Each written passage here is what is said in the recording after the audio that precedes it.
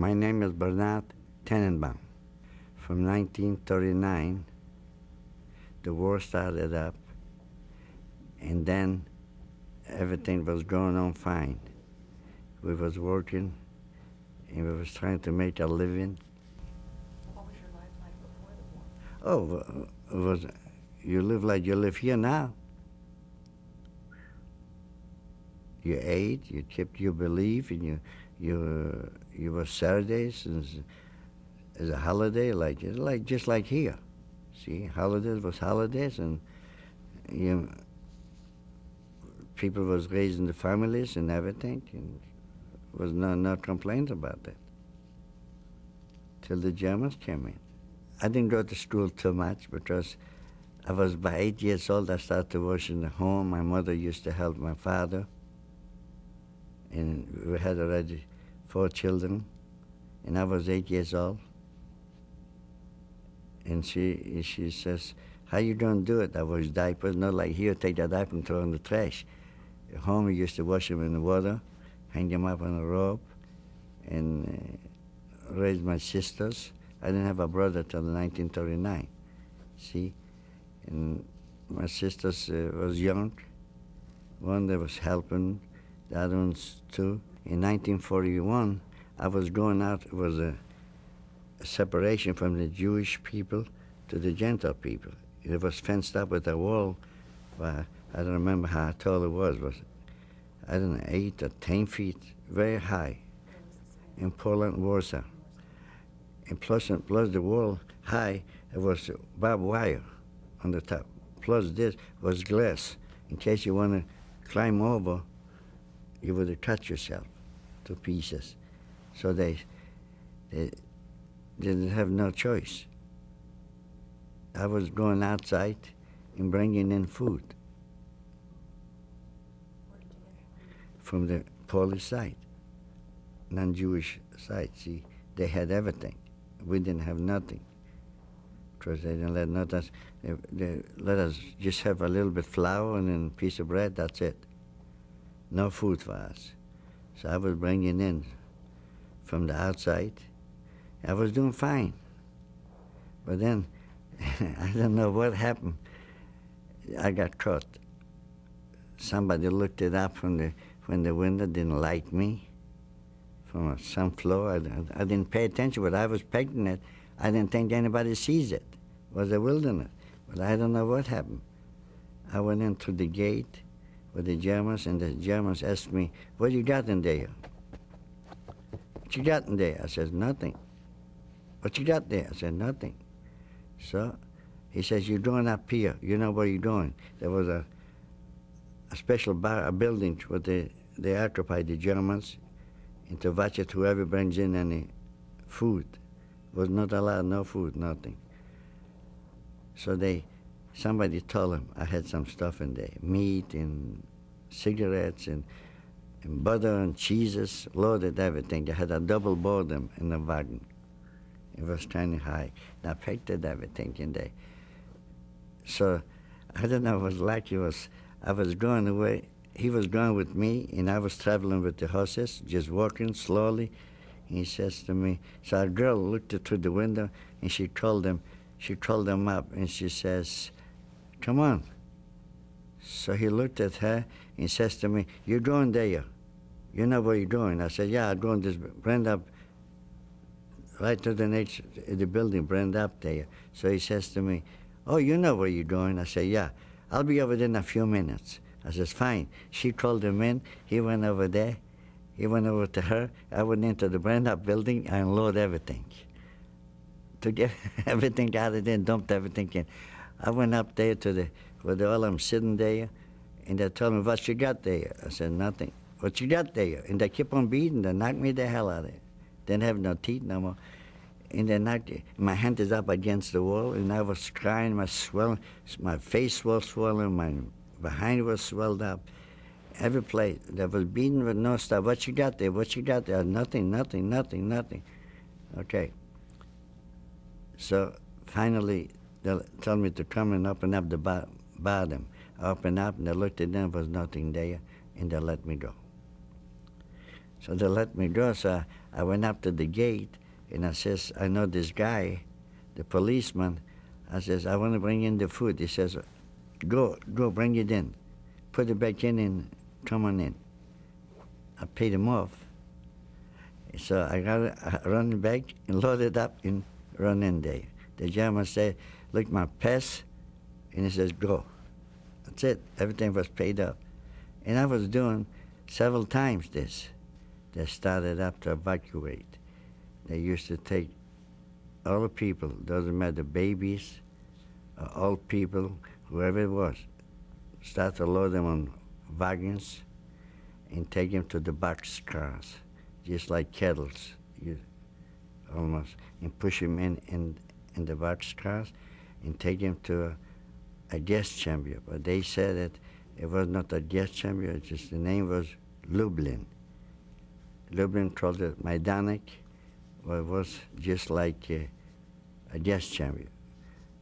So they took all the people out, but at this load of the boxcar was about 10,000 of us. Where were you? I was with them. Where did you come From Warsaw, Poland. They picked us up. And then we were sitting in the yard, and the Germans was running around behind us and looking who they're going to keep alive and who they're going to kill out, take them to the gas chamber. So they took away my sisters and my mother. I wanted to go with them, so the German was staying behind me with a rifle and hit me right in the mouth and broke my teeth and hit me over my head, and blood was coming. And he was laughing and I was crying, and took him away. And my mother was pulling herself the hair out. I don't know what they did to my father. I never seen him anymore. And my brother run to the German and said, don't kill him, don't kill him. He was 3 years old. And the German stayed and looked at him. He was crying like a baby. They pushed him in, and they didn't know what to do. Then I didn't see him no more. They took me away, and so many people, I don't know, was maybe about, from 8,000, was maybe 3,000 of them. And to put us in the boxcars and took us to another camp, put us to work. Where did you go? To Budzin. It was 48 miles from Majdanek. And there was a factory, but they didn't put me on to work then. So I took a lot of guys out on the fields, on the yard, to dig and to take all the manure out and fill everything up. And then by 2 weeks later, we were staying working on the yards and the railroads to dig the dirt underneath so the trains doesn't fall in. So they called me out. Come on here. I says, okay, what I do wrong? He said, you didn't do nothing wrong. We want to put you in another job. I says, okay. So they put me into a factory where they're building airplanes. I went into the factory to work airplanes. They gave me an air gun and rivets, and they showed me the map, how everything has to be worked out. And don't make no sabotage, because if you smash up a rivet, it will be blow up. They'll kill you right then, which they did. It was 3 guys, mashed up the rivet, they took them out, outside, knocked them in 3 bullets, and that's it. Right in the head. And you couldn't do nothing for that. That was their policy, because you're doing sabotage. Then I worked there for 7 months, and they took me away to another camp. Mielec. It was Mielec, M-I-E-L-I-C-E-C,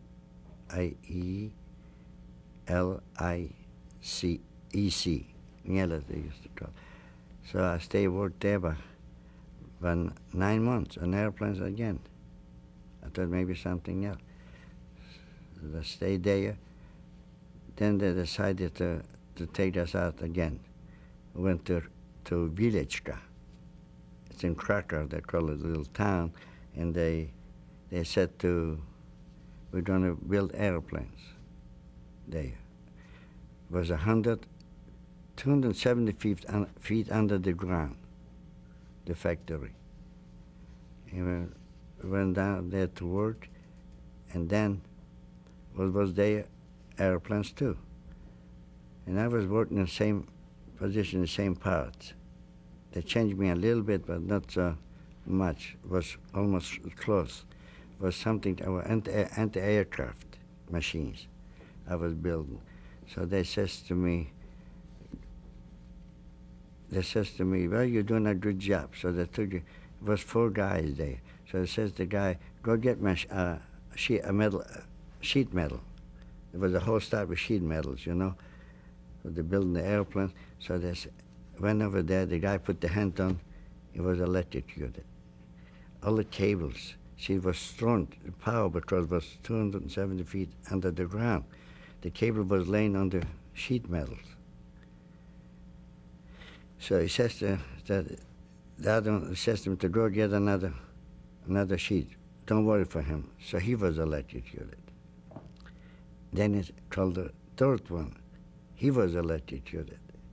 He came to me. I said, you got to get the machine gun and kill me. But I'm not going to go there. He said, yes, you go. I said, go to the machine gun. I'm not going. You got one choice. So he couldn't do nothing. Eating himself up, he took a cigarette, he smoked, and walked away. And I didn't go. So I stayed there underground, I think it was about 5 months. You mean you never came up out of the factory for 5 months? Yeah. Yes. It was in the bars. They had to come out to go to sleep. Okay. They gave us some sauerkraut with flies in it and roaches in it. They don't want you to live. They want you to die. So I stayed there, and then they took us to another camp, to Flossenburg. It was in Germany. Flossenburg? Yeah, in Germany. I stayed there and worked at the factory. But before I put in the factory, they took all the clothes away from us. They put us in a paper sack in the wintertime. And people was dying out like hotcakes. Your clothes were made of paper? No, the clothes they took away, but they had special paper sacks for us to climb in there. In case you die, you don't have to be dressed or anything. Just pick you up and throw you like trash. That's the way. I dig the hole for 1,500 of them. There was a life. They pushed them right in the hole, and then stay with the machine guns and kill them out. Where was that? In Poland. It was in Poland. Because there were so many people. The gas chamber couldn't take it away, so many people. And they want to kill them out as fast as they can. I asked the German, why are you doing this? He says, the gas chamber can take it away. It took only 3 minutes for 3,000 of them. 3 minutes. And you changed jobs at that camp then? No, this camp was no jobs there. Just to take him in to kill him out. So I saw what happened there, so I disappeared. Talk about that a little bit. Yeah, I ran away from there, and I didn't have no chance to live anymore because my life was up in the air anyway. Didn't have nothing to risk. Everybody was gone. So I says, take it or leave it. I took it. I escaped from there. It wasn't fenced in. It was outside. And I ran away. And God was with me, so I made it. But I didn't stay too long. They tried to put me again in the concentration camp there.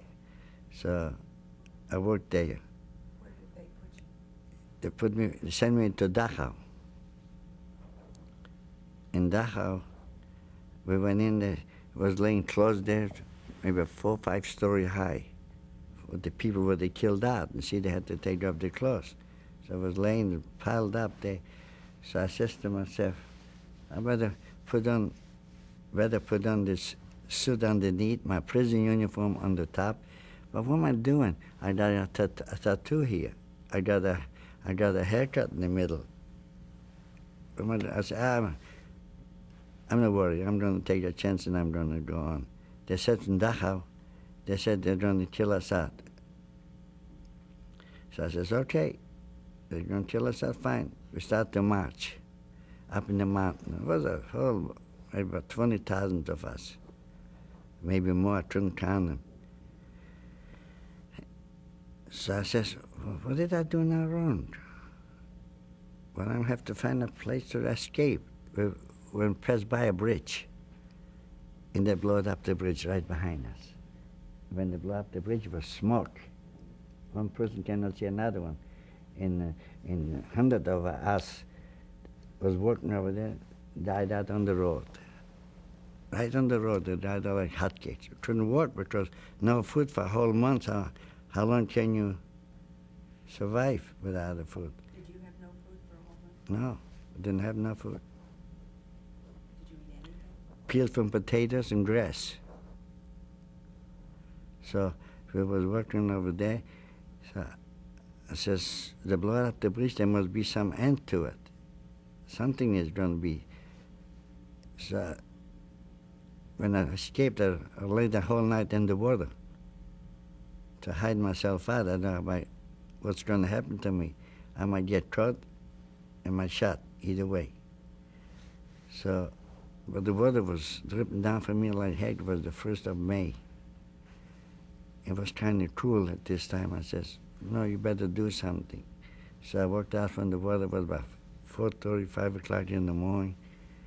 The daylight was coming out. I was sat down by a farmer, and I was sitting there on some stones, and I was shaking like heck. And I said, oh, actually, I'm sorry I made it so far, and I don't know if I'll be alive or not. Probably not. God says, you probably will be alive. So the German comes out. He said, what are you doing here? I said, I'm hungry. He said, what do you want? I said, I want a piece of bread. He said, bread or toast, bread or that? I said, I want a bread. He said, okay. He goes into the house, comes out with a rifle. And I says, see, where's God and where's my life? He says to me, Aufgehen, go up, where the other guys are.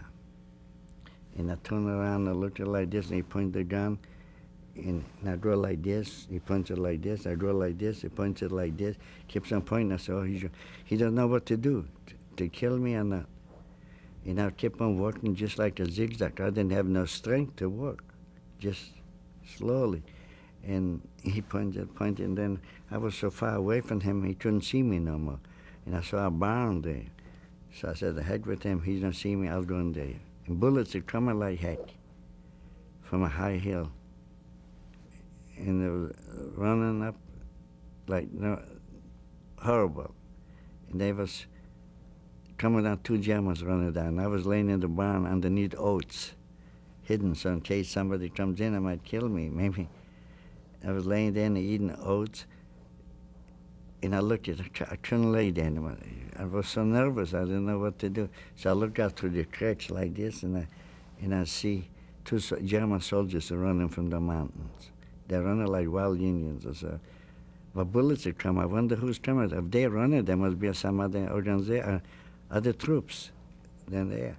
So they're running down. I was worried they're going to come after me, but they passed it. And I was laying there and looking. It must be about 12. This was must be about 7, 8 o'clock in the morning, because I didn't have no watch. I looked at the sun. I was familiar with the sun.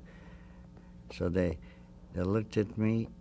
I go back in there, and I stay there, and stay in. Bullets are coming like nobody's business.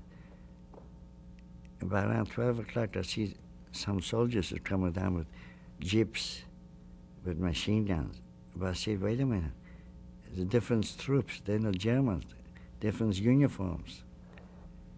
And they come down, and they keep on whistling and hollering, screaming. I didn't understand what they were saying. And I looked it out through the cracks and looked and looked and looked. And then I says, must be somebody else. So I open up my prison uniform and have the civil suit underneath, and I grab with the hand. Up. I grab with the hand, and he speaks to me English. It was a major. It was a captain. It was an officer. Now I know who they were, but at this time I didn't know it. So I stayed there and I looked at them. They say, "You speak English?" I says, "No." So the officer said, "You speak Polish?" I said, "Yes." So I spoke to him, but I have no time. We want to go after the other guys, but they're to be killed. So you go on this way, the army's coming in, and they know to take you. If you tell them who you are, they will go with you. 2 soldiers picked me up, and they said, "Who want to kill you?" So the first one that went with me to this farmer, and I asked her, "Where's the husband?" She says, "I don't know where he is." "You know where he is. Where's your husband?" And the 2 soldiers stayed with the guns, and she's not scared. "I don't know where he is." She don't want to give out where he is. So we walked away. We went into the little town. The soldiers took me into the town. It was about 10 of us. The one that escaped. It was about 10 of us, and the soldier says to the farmer to give us something to eat. So that was at night. So they put us out sauerkraut and milk and potatoes and cheese and bread. I think that's all it was. And coffee, I think. They didn't have no coffee. Tea was. So this guy sits next to me. I says, "Look them guys, how they eating. With both hands, they're pushing it in. I bet you they'll be dead by tomorrow." He says, "Why?" I said, "You watch and see it." And I took a piece of bread, put it in my pocket, and chewed it a little piece. I didn't touch no milk. I didn't touch no potatoes. I just break my stomach in on bread. Just on bread, because my stomach was so dried up, so shrunk. I weighed about 80 pounds. I went over to 150. And so they said, "What to do? We're going to go to sleep." So I says to this guy who was sitting next to me, and he listened to me. I says, "You know, Jack, you pay attention what I tell you, and you'll be alive. Then all I'm going to be dead in the morning. You watch and see it." He said, "You are a doctor?" I said, "You wait and see it." I went through, I know it. So he says, "Okay, I'll listen to you." And he did the same thing. Watched me when I took a bite, and his mouth was full of white here because he was so hungry. He wanted to eat, you see, and I stopped him. So he said, let's do something. I said, no, don't touch nothing. Right? Let's go to sleep now. We get up in the morning and we'll see what's going to happen. Got up in the morning, 8 of them. We was 10. Him and I was alive. The 8th one was dead. When you met the Americans after you had been in Dachau, what happened to you then? What happened to me then? See, I went from this town. I didn't want to stay. Wasn't enough people that I should know, only Germans. I had enough of them. So I thought maybe I'll find some Jewish people so I can talk to them and everything. So they told me to go to Munich. I came into Munich, there was already a lot of Jewish people, so I stayed there. I stayed there about a month's time. And I said, I'm not going to stay here. I want to move farther. There was a few boys, and I was the cook, and I cooked for them, and I told them how to wash the clothes and clean the house, the apartment we had, and just get doing, not sitting around and feel sorry for you. It's too late now. So I cooked, and I stayed. About a month later, I found out this sergeant says, if you want to go to town, there's another mess sergeant there. He's Jewish, and a captain there here handles you guys. I said, where's it? Frankfurt am Main. So I picked up and I left. I went to Frankfurt am Main. I stayed in Frankfurt am Main. I stayed 4 years. How did you get to Kansas City? I had this friend. He told me to come here. So he told me to come here, and That's why he came here. He got a brother here living too. I was partner with him in Germany, so I came here.